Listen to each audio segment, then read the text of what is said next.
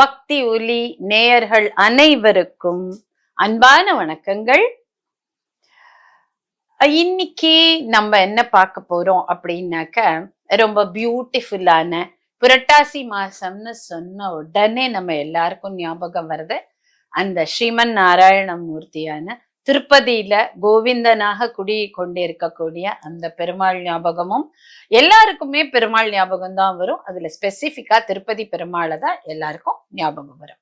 அப்படிப்பட்ட அந்த நாள் வரப்போற இந்த 28/9 அன்று புரட்டாசி சனிக்கிழமை அன்று எதெல்லாம் செஞ்சா நமக்கு வாழ்க்கையில வியாதி இல்லாத உடலும் சஞ்சலமில்லாத மனமும் வளமான வாழ்க்கையும், அதாவது healthy wealthy and happy life கிடைக்கும் அப்படின்னு பார்க்கலாம் இன்னைக்கு.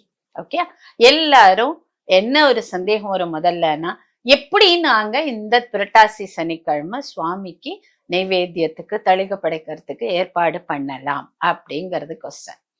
ஸோ இந்த வரப்போற சனிக்கிழமை 28 அன்னைக்கு, அதாவது 28 and 9, 24 அன்னைக்கு என்னென்ன நட்சத்திரங்கள், என்ன கரணம், என்ன யோகம் எல்லாம் கூடி வருது, ஏகாதசி திதியில வருது. இது எல்லாத்துக்காகவும் நம்ம என்ன பண்ண போறோம் அப்படிங்கறத பத்தி பேசலாம்.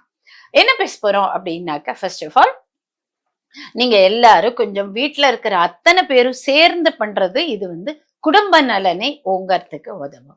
சோ காலையில எழுந்து எல்லாரும் குளிச்சு முழுகி வாசல்ல கொஞ்சம் அழகா படியில ஒரு கோலம் போட்டு காவி இட்டு, அதே மாதிரி சுவாமி சன்னதியில அழகா தொடச்சு முழுகி கோலம் போட்டு விளக்கேத்தி அவங்க வீட்டுல இருக்கக்கூடிய வசதிக்கு தகுந்த மாதிரி நெய் தீபம் ஏத்தக்கூடியவங்க நெய் தீபம் ஏத்தலாம், அகல் விளக்கு ஏத்தக்கூடியவங்க ஏத்தலாம், வெள்ளி விளக்கு ஏத்தக்கூடியவங்க குத்து விளக்கு ஏத்தலாம். இந்த மாதிரி அந்த சுவாமி சன்னதிய அழகான ஒரு அலங்காரமான ஒரு ஏற்பாடு பண்ணி வச்சுட்டு, பல வண்ண பூக்களால அந்த பர்டிகுலர் இந்த 28ஆம் தேதி பல வண்ண பூக்களால பண்றதுங்கிறது ரொம்ப விசேஷமான விஷயம். இந்த பர்டிகுலர் சனிக்கிழமை ஏகாதசி அன்று பல வண்ண பூக்களை, நம்ம கதம்பம்னு சொல்லுவோம் இல்லையா, அந்த கலந்து கட்டின பூக்கள், இதால நம்ம அந்த சுவாமிய அலங்காரம் பண்ணலாம். சுவாமி ரூம, சுவாமியுடைய இடத்தை அலங்காரம் பண்ணி கோலம் போட்டு காவியிட்டு விளக்கேத்தி ஊதுபத்தி ஏத்தி எல்லாம் பண்ணிட்டு, இலை போடுறதுக்கு உண்டான அழகான ஒரு இடத்த கிளீன் பண்ணி அதுக்கும் ஒரு கோலம் போட்டு அதுக்கு அழகா மஞ்சள் குங்குமம் வச்சு வாழை இலை நுனி இலை பியூட்டிஃபுல்லா போட்டு ரெடி பண்ணி வச்சுக்கலாம். இப்படி வைக்கிறதுக்கு முன்னாடி நம்ம என்னென்ன சமைக்கணும், என்ன மாதிரியான ட்ரெஸ் போட்டுக்கலாம், என்ன மாதிரியான ஒரு அந்த சுவாமிய என்ன மாதிரி நம்ம நமஸ்கரிக்கலாம், ஏன் இந்த சுவாமிய எப்படி இந்த ரூபத்துல நம்ம அவரை பார்க்கிறோம், அப்படி பார்க்கறதுனால நமக்கு என்ன மாதிரியான வளங்கள்லாம் கூட போறது அப்படின்னு பாத்தீங்கன்னா, அன்னைக்கு ஏகாதசிங்கிறதுனால எல்லாராலையும் முழுமையா சாப்பாடு சாப்பிட முடியாது. அதனால உப்புமா அப்படின்னு எடுத்துக்கலாம். உடைச்ச நெய் உப்புமா, அதுல மிளகு, ஜீரகம், கருவேப்பிலை எல்லாம் இருக்கட்டும். இது மூணும் கட்டாயமா அந்த உப்புமாவுல இருக்கட்டும். மிளகு வடை, உளுந்து மிளகு வடை இருக்கட்டும்.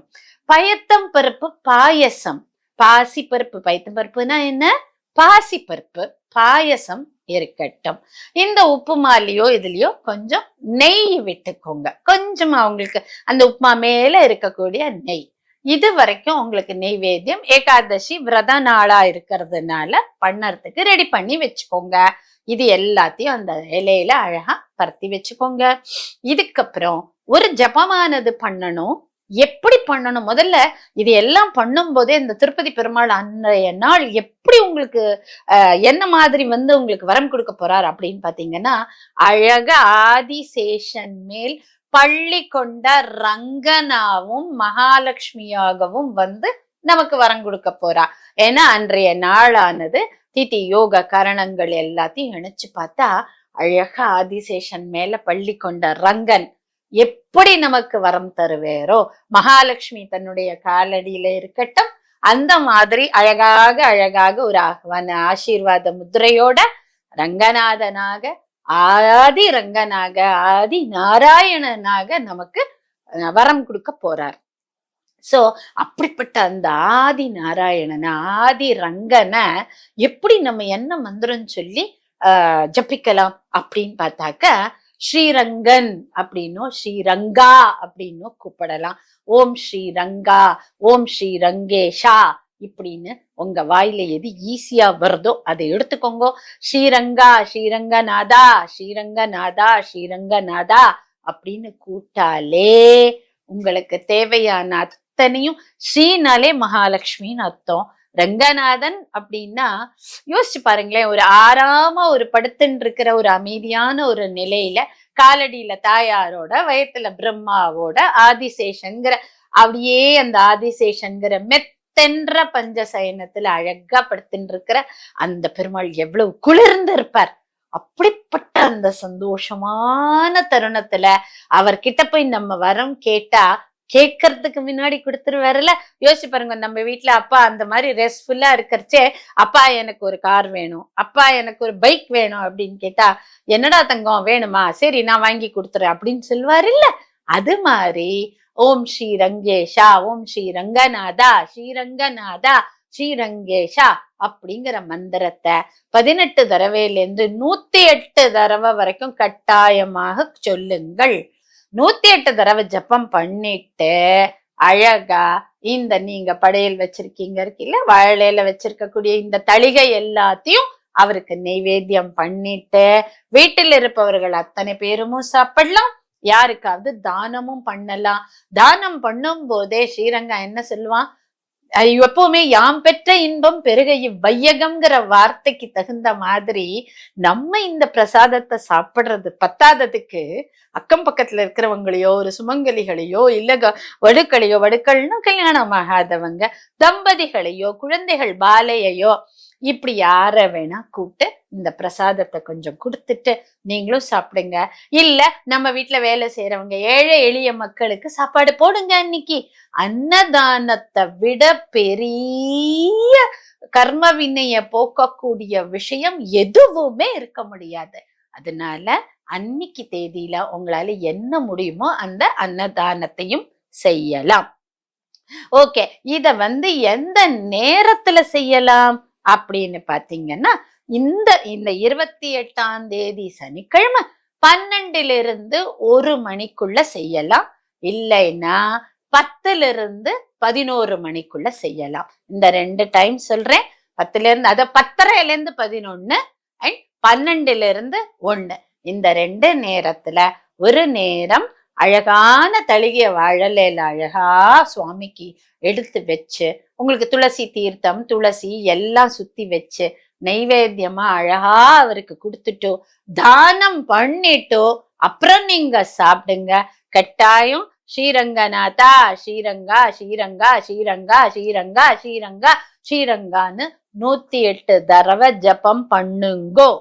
அப்பதான் அந்த ஆதிசேஷன் மேல இருக்கக்கூடிய சாட்சாத் ஸ்ரீமன் நாராயணன், நம்ம இந்த திருப்பதி பெருமாளா நிக்கிற கோவிந்தன், கோபாலன் ஓடி நமக்கு ஆசீர்வாதம் பண்ணுவார். அப்படிப்பட்ட அந்த ஆசீர்வாதத்தை நம்ம வாங்கிக்கிற போது வீட்டில் உள்ள அனைவரும் பல வண்ண உடைகளும் உடுத்தி இருக்கலாம். அன்னைக்கு தேதியில பல வண்ண உடைகள் உடுத்தி இருக்கலாம். அண்ட் என்னெல்லாம் நல்லது அன்னைக்கு பண்ண முடியுமோ அதெல்லாம் செய்யுங்க. கட்டாயமா வரப்போற 28ஆம் தேதி புரட்டாசி சனிக்கிழமை நாம் அனைவருக்கும் அந்த திருப்பதி வெங்கடாச்சலபதி வெங்கடேசன் சாக்ஷாத் ஸ்ரீரங்கனா நமக்கு நம்ம வீடுகளுக்கு இருந்து ஆசீர்வாதம் பண்ணி நாம் கொடுத்த சாப்பாடத்தானும் ஒன்று உண்டு நமக்கு பிரசாதமாகவும் கொடுத்துட்டு போவான் அப்படிங்கிறதுல எந்த விதமான சந்தேகமும் இல்லை. நிச்சயமா ஆழமான நம்பிக்கையோட அந்த திருப்பதி பெருமாளை இந்த நாள் அரங்கனா ஆவாகனம் பண்ணி சேவிங்க. நம்ம ஏன் இத பண்றோம் இன்னைக்கு அப்படிங்கிறத புரிஞ்சுக்கணும். 10 to 11 அப்படிங்கிற நேரம் சுக்கிரஹோரை. சுக்கிரஹோரைன்னா அந்த சாக்ஷாத் மகாலட்சுமியினுடைய டைம். சோ 10 to 11 பண்ணும்போது சாக்ஷாத் மகாலட்சுமியினுடைய அனுகிரகத்தின் பேரில் பெருமாளுடைய அனுகிரகத்தை வாங்குற வரம்னு சொல்லலாம். அதே மாதிரி 12 to 1 பாத்தீங்கன்னா சந்திரஹோரை. சந்திரன் தான் சாக்ஷாத் திருப்பதி பெருமாளுடைய அந்த ரூபமே. அதனால திருப்பதி பெருமாளுடைய ரூபத்தை வீட்டுக்குள்ள அழைக்கக்கூடிய நேரமாக 12 to 1 இருக்கும். 10 to 11 அவருடைய அந்த தாயாரையும் அழைக்கும்படியா இருக்கும். உங்களுக்கு இதுல எது சௌரியமான நேரமா இருக்குமோ அப்ப கட்டாயமாக இந்த வரத்தை பண்ணலாம். இப்போ இதுல எல்லாருக்கும் நேயர்களுக்கு ஒரு கேள்வி வரலாம். ஏமா, இது திருப்பதி பெருமாளை தானே நம்ம கும்பிடுறோம், அவன் எப்படி ரங்கநாதனா வருவான் அப்படின்னு பாத்தீங்கன்னா, அன்றைய நாள்ல ஆதிசேஷனுடைய நாளாகவும், அதற்கு தகுந்த மாதிரி அந்த ஆதிசேஷன் உடைய நாள் அப்படின்னாக்க ஆயில்யம் நட்சத்திரத்தை ஆதிசேஷனுடைய நாள்னு நம்ம சொல்லுவோம். அதுக்கு தகுந்த மாதிரி பாலவம்ங்கிற கரணம், சித்தம்ங்கிற யோகம் அண்ட் ஏகாதசி திதி, இது எல்லாமே சேரும் பொழுது ஸ்ரீரங்கனுடைய சாட்சாத் மோட்சகாரகத்துவமும் சேர்த்து கிடைக்கும். இதே திருப்பதி பெருமாள் தான் ஸ்ரீரங்கத்துல ரங்கநாதனா எழுதியிருக்கார். அதே ரங்கநாதன் தான் திருப்பதியில ஸ்ரீ பாலாஜியா ஸ்ரீ வெங்கடேசனா எழுதியிருக்கார். என்றென்றைக்கு நமக்கு என்ன வரம் கொடுக்க போறா அப்படிங்கிறத அந்த நாளானது நமக்கு நிர்ணயம் பண்ணி சொல்றது. அப்படி சொல்லக்கூடிய அந்த நாள்ல ஸ்ரீரங்கநாதனுடைய அந்த சாட்சாத் திருவடி தரிசனம் கிடைக்கக்கூடிய நாளுங்கிறதுனால அந்த சனிக்கிழமை ஸ்ரீரங்கா ஸ்ரீரங்கா ஸ்ரீரங்கான்னு அழைக்கும்படியும் மந்திரத்தை சொல்லும்படியும் சொல்றேன்.